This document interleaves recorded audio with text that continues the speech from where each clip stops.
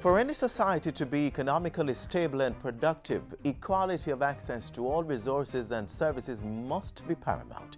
The government understands this, and this is the reason one of the strategic priorities for fiscal year 2014-2015 is social inclusion and protection. On today's show, we'll look at the ways the government is making this a reality for Jamaicans. Good day, I'm Adrian Atkinson, your host for this episode of Jamaica Magazine. We also have a special treat for our athletes later on as we turn the pages of the magazine to the news.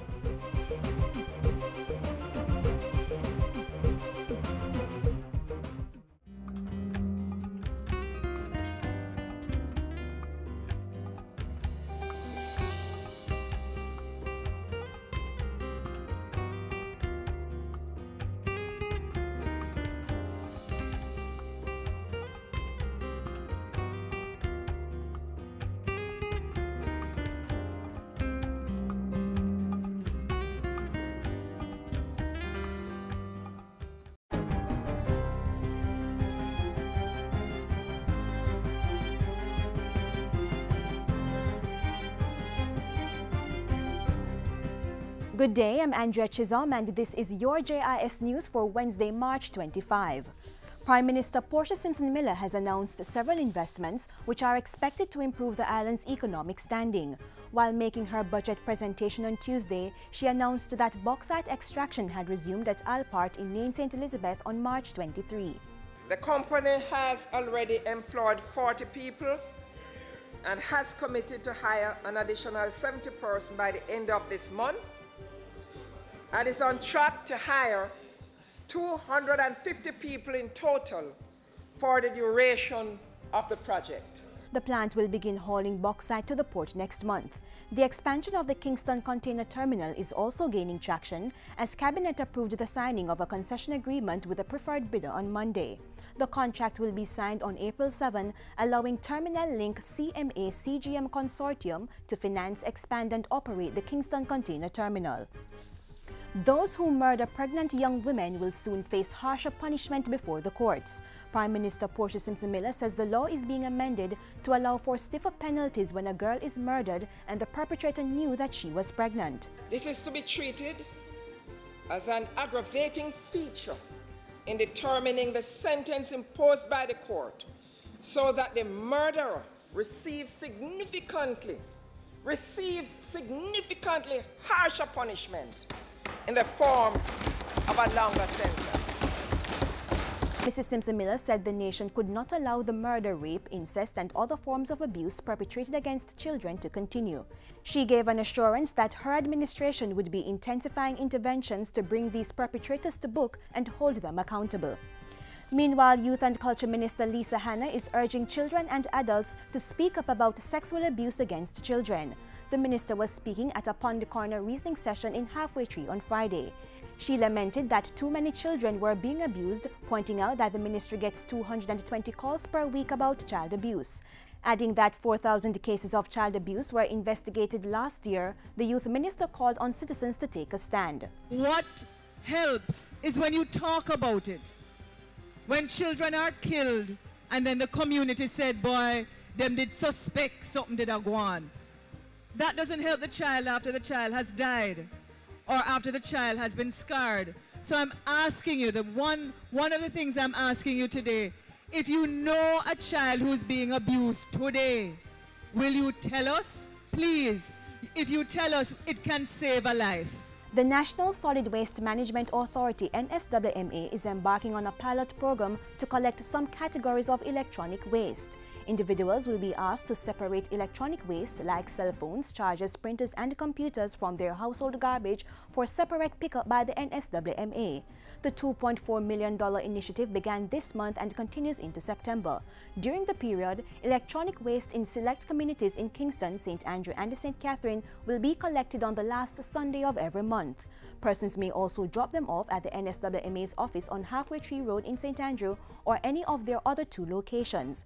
The NSWMA's Executive Director Jennifer Edwards says the project offers environmental and other benefits. We would seek permit to export the waste ourselves to persons either in the United States or Canada. I know that there is a thriving market in Canada that has already reached out to us, or there are entities in Jamaica that are currently involved in the export of waste, and we may just partner with them in order to dispose of the waste that we are collecting.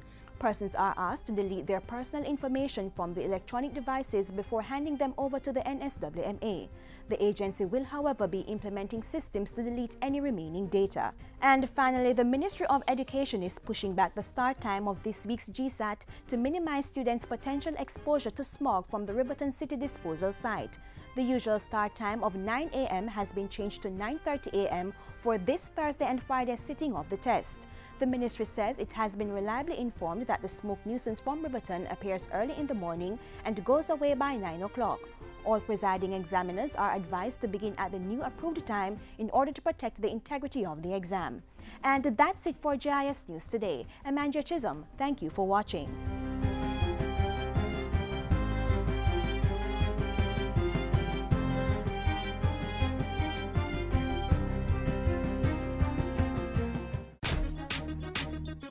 Are you registered to vote? If not, don't miss your chance of getting on the next voters list. The deadline for registration is Tuesday, March 31. Persons not registered by March 31 will not be on the May voters list and cannot be added before November 2015. To get registered, simply visit the EOJ constituency office nearest you. For more information, call us at 922-0425 or visit ecj.com.jm. Remember, voting is your right. The process of social inclusion and protection is being used by the government to ensure that the poor and marginalized have a voice and an input in decisions that affect their livelihood, and that will foster prosperity. In our next feature, we share with you how the government is achieving this objective.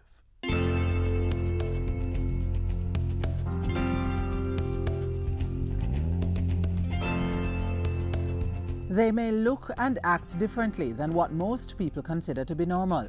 But with social inclusion and protection being a strategic priority of government, the Portia Simpson Miller administration is working on a number of programs to help members of the disabled community achieve their full potential in all aspects of life. One such area is sport.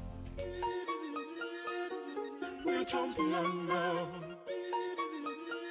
We are champion now. In the 2014-2015 fiscal year, as part of its mandate to achieve strategic priority number 5, government took a significant step towards improving the sporting infrastructure for Special Olympians, those individuals with intellectual or physical disabilities.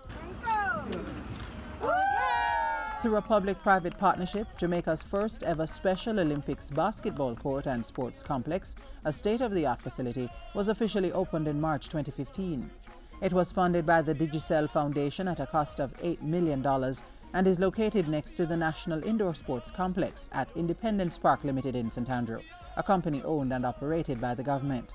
The basketball court and sports complex will facilitate the training of over 4,300 registered Special Olympic athletes all across the island. We are proud of our Special Olympians who continue to forge ahead by breaking down barriers and reminding the world that there is no need to focus on their disabilities. Rather, it's about focusing on their tremendous abilities and the passion with which they take on the world. The facility at Independence Park Limited is timely, as Jamaica will be among the more than 170 countries to attend the 2015 Summer Games from July 25 to August 2 in Los Angeles, California. Jamaica is slated to participate in unified football, female football, athletics, badminton, basketball, swimming, boxing, and volleyball. We will, of course, be cheering on the team, and we will be expecting you to bring back medals. As government acts on its strategic priority of social inclusion and protection, it also partnered with international experts to improve the facilities available for training Special Olympians. That mandate was clearly outlined in the National Sports Policy. And that is promoting and facilitating corporate sponsorship, public-private partnership to ensure the growth and the development of sport, and the provision of access to well-equipped, appropriate, safe indoor and outdoor facilities in order to create the ideal physical environment for the development of sport. And so the National Basketball Association in the United States donated basketball equipment for the court. NBA representative and retired basketballer Rick Fox and Jamaica's sprint sensation Usain Bolt were on hand to witness the official opening of the Special Olympics basketball court and sports complex.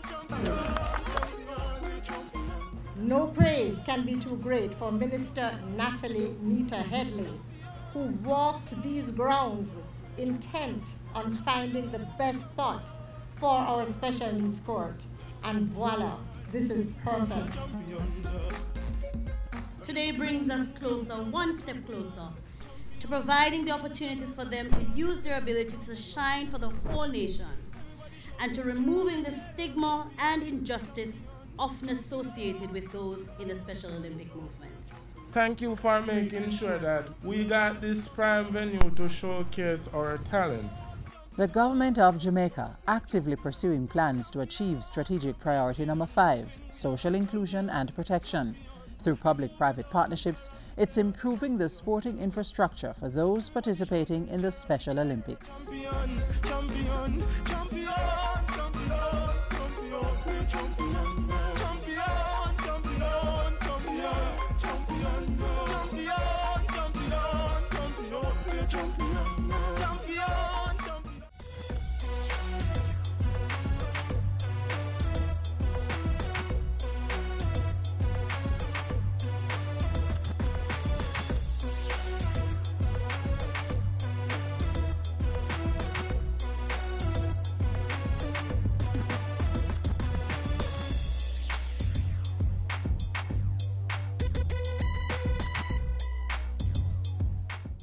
Providing housing opportunities is also one way to empower the poor and disadvantaged. Through the participatory slum upgrading program, the living condition of the urban poor is being upgraded. We now take a look at the successes of Phase 2 of this initiative, implemented through the Ministry of Transport, Works and Housing.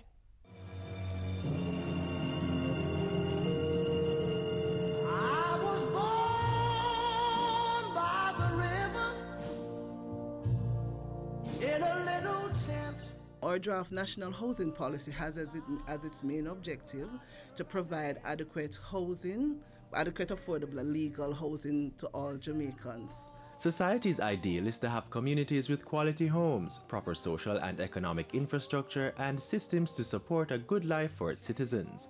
Over the years, as people seek this ideal, many have migrated from their rural communities to urban centers. This movement of people is often done informally, leading to the establishment of unplanned or squatter settlements that aren't equipped with the necessary infrastructure to support quality living. As the problem expands, solutions have to be found to correct what has started wrong and prevent more of the same in the future. A long time coming, but I know a change gon' come. Oh, yes it will. With informal settlements come challenges like inadequate access to water, roads and sanitation, limited space, no legal ownership and housing that are not durable due to the material used or location. In response to the Jamaican reality, government has framed a new urban development agenda and is moving to amplify corrective measures in these unplanned settlements. That work is currently being supported by the United Nations Participatory Slum Upgrading Program, PSUP. The goals of the program correspond with the government's mandate, which is to increase the economic and social welfare of the populace and aid in capacity building. Phase 2 of the UN's Participatory Slum Upgrading Program was launched on February 20, 2015. It targets 3 urban areas where there are small, medium and large squatter settlements: Old Harbour Bay in St. Catherine, Maypen in Clarendon and Montego Bay in St. James. 13 communities and thousands of Jamaicans will benefit initially. PSUP2 will bring together all development partners and strengthen the governance and management capacities of local, central and regional institutions to improve these settlements. The work also seeks to establish and entrench regulations and policies for upgrading squatter settlements. We are supposed to be preparing a city-wide slum situational analysis. This is where we go into the different communities. We look at what is on the ground, we'll identify the gaps, we'll find the data on the communities in terms of housing, in terms of access to basic services, in terms of security, in terms of the governance framework, and we find the gaps and we make recommendations. Paramount is the building of the capacity of the persons at the community level. So the methodology that is used to get the communities involved is called participatory action planning. Citizens are called upon to commit their time, skills, and to be integral in the decision-making process. Among their duties are to identify the challenges they face and determine what actions should be taken. So it's not a top-down decision-making process, it's a bottom-up decision-making process, because you want to build the capacity of the persons in the communities. You want them to own the outcome of the project. There is also a component for resource mobilization. We have so many projects and programs that are being implemented across the country that are addressing basically maybe some of the same challenges. The program is seeking to leverage all of these resources, see how you can leverage these resources to make the impact of what is being done more meaningful, and also allowing for there to be some form of scaling up of some of these projects that will emanate from the process. UN Habitat has provided $125,000 to undertake the work under Phase 2 of the Participatory Slum Upgrading Program. It's set to end in September 2015, but before that, implementers will focus on action planning and development of program documents ahead of Phase 3, when physical projects will be done. To avoid having developments done in isolation, resources are drawn from different ministries, departments, and agencies of government. In terms of the management of the process, there is a national steering committee that has been established, and this is coordinated and managed by the Ministry of Transport Works and Housing. The program is the outcome of a tripartite arrangement between UN Habitat, the European Union Commission, and the African, Caribbean, and Pacific ACP countries. Jamaica is among 5 countries in the Caribbean where the program is being implemented. The results will act as a blueprint for the management of the over 700 squatter settlements across Jamaica. And as Minister with responsibility for housing, my remit is about the development of land to respond to the security of tenure of every Jamaican.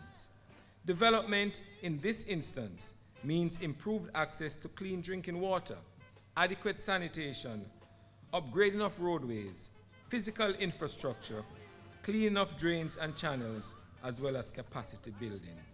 The Participatory Slum Upgrading Program, working with local authorities to secure social amenities and access to basic services, improving human settlement, and helping Jamaica to achieve the goals of the Vision 2030 National Development Plan.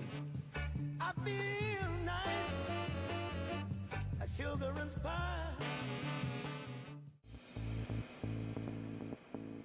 A healthy and educated people living in a clean, natural environment, reducing crime, improving the justice system and governance, building a prosperous economy. It's not just a vision, it's reality. Learn about the plan. Join the vision. My country, Jamaica, has a rich heritage and is very unique. If we all pull together, we can make it the place of choice to live, work, raise family, and to do business. For more information on Vision 2030, call the Planning Institute of Jamaica or visit vision2030.gov.jm, your parish library, school library, or the Jamaica Information Service.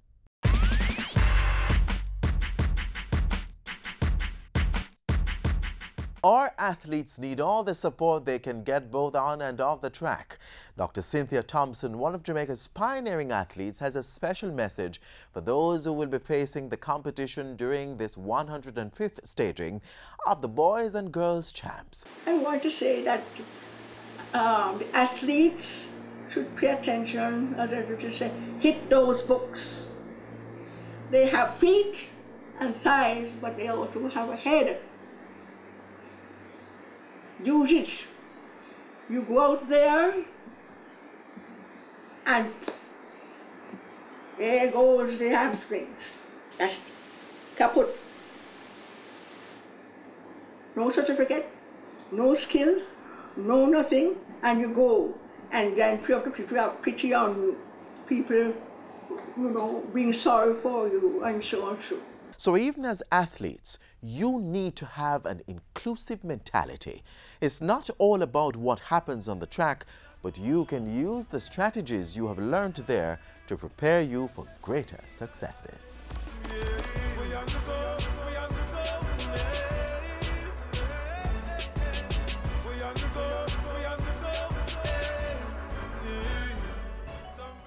Parents, make sure the children get immunized.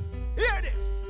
Immunization, it is a must. This is not a joke thing, this you can trust. It is required by law for entry to nursery, to daycare and to schools. Listen up, it is necessary to prevent diseases such as the measles, the poliomyelitis, the lockjaw and the whooping cough. Immunize your kids, keep them healthy, keep them strong. Prevent deadly diseases such as mumps, rubella and diphtheria. Immunize your child today. Immunization, a key to good health. A message from the Ministry of Health and PAHO.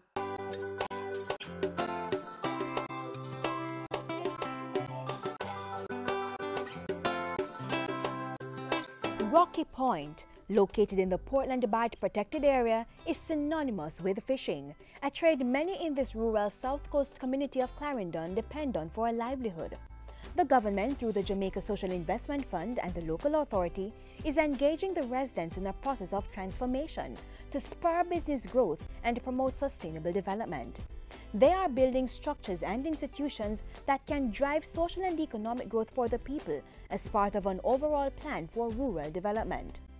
With a renewed fishing village, the opening of a new health center, road repairs under the Jamaica Emergency Employment Program, and rehabilitation of the community center, Rocky Point is a hub of rural development. Rural development is something that I am dedicated to.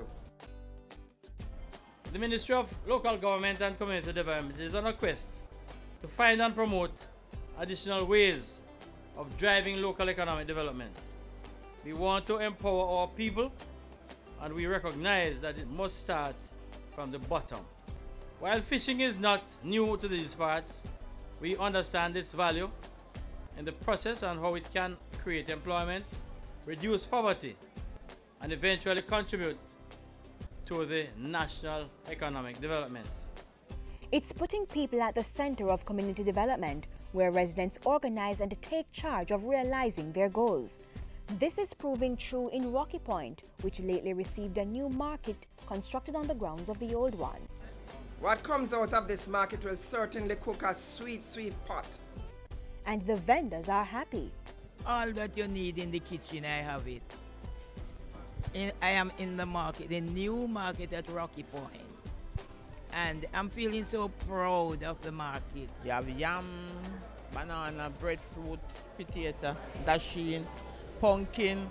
This market is better than the first one. You know, it's more convenient, you know, laxable, you know, everything about it is all right. Yes, man, cool and nice. Cool for we was out in the sun, very sick. And so, and when we come in here now, whether we selling or not, we just relax, cool. The building was constructed from reinforced concrete with stalls for the fish vendors and a section with sinks and running water for housing the scrapers. It also has sanitary conveniences and a section for food stalls and haberdashery.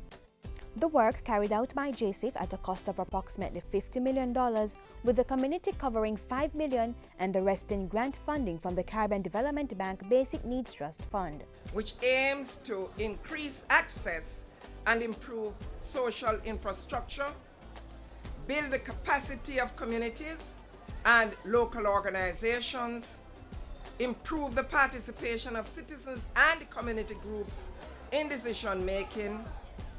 All of these elements have been the features of this Rocky Point Market project. Several entities, including the Rocky Point Benevolent Society, the Rocky Point Fishing Association, the Political Directorate, the Clarendon Parish Council, the Health Department and the National Solid Waste Management Authority, work together to ensure the proper facility for fish vending is in place. Markets like this are important places of commerce, and at this one, 320 persons will directly benefit, while another 4,200 are to benefit indirectly. Prime Minister Portia Simpson Miller handed over the new market to the community in April 2014. The fisherfolk have received training on the nurturing and the protection of the fish stock, which will drive their returns in the market. As the residents at Rocky Point seek to secure the new possibilities for a thriving economic atmosphere, ongoing maintenance of the facility will be a key goal. The Rocky Point Benevolent Society has taken full control through a lease agreement of $55,000 monthly with the Clarendon Parish Council. First, we have a subcommittee of 3 persons in place to make sure that the rules and regulations are maintained. This committee will have responsibilities for inspecting the building and the compound on a weekly basis to see if it has been cleaned properly, garbage was disposed of properly, no defacing of walls, and checking fixtures and the perimeter fencing, and also overall in our books. A manager is also in place to take care of the day-to-day operations. The local authority is pushing this concept of community infrastructure being owned and managed by citizens, and is encouraging more citizen-parish council partnerships. Democracy means nothing if the people are not involved in the decision-making process. And we believe that when our people are given a chance to manage their own affairs, it gives them a voice, a bigger sense of pride, and motivation to do greater things in life.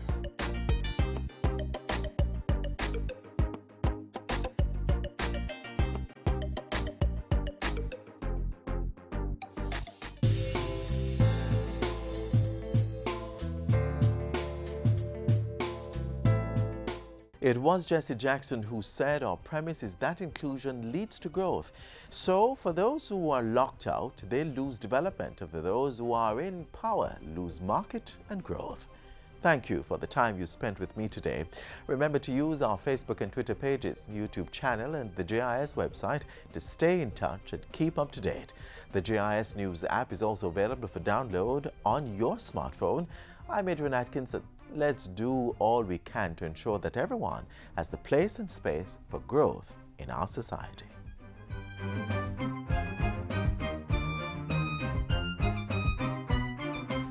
This has been a production of the Jamaica Information Service, the voice of Jamaica.